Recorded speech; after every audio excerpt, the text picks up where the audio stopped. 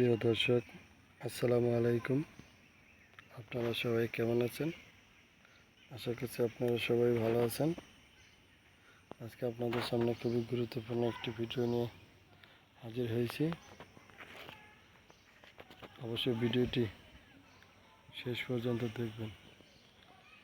বন্ধুরা, আমাদের বাড়ির পাশের আঙিনায় একটি সবজি গাছ লাগানো হয়েছে। আপনারা দেখতে পাচ্ছেন সেই গাছটিতে ফুল এসেছে।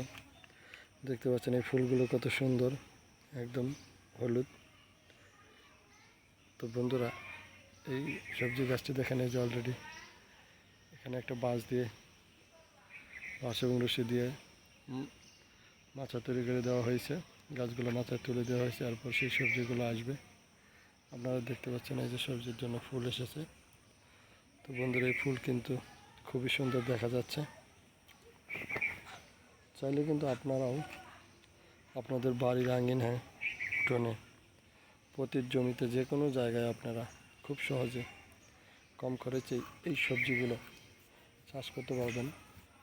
এই সবজি চাষ করার জন্য প্রথমে আপনাকে যে কাজটি করতে হবে সেটি হলো আপনারা মাটি প্রস্তুত করে তারপরে বীজ বা চারা রোপণ করবেন। এরপর গাছটি বড় হলে এরকম বাঁশ এবং রশি দিয়ে মাচা তৈরি করে দেবেন, গাছটি মাচায় তুলে দেবেন। তারপর দেখতে পাবেন এরকম ফুল আসবে এবং তারপরে এই সবজি আসলে আপনারা তখন তুলে খেতে পারবেন। তো বন্ধুরা, আমাদের এই ভিডিওটি যদি আপনাদের কাছে ভালো লেগে থাকে তাহলে অবশ্যই এই ভিডিওতে একটি লাইক দিয়ে চ্যানেলটি সাবস্ক্রাইব করে দিন এবং বেশি বেশি শেয়ার করে দিন। সবাইকে ধন্যবাদ। আসসালামু আলাইকুম।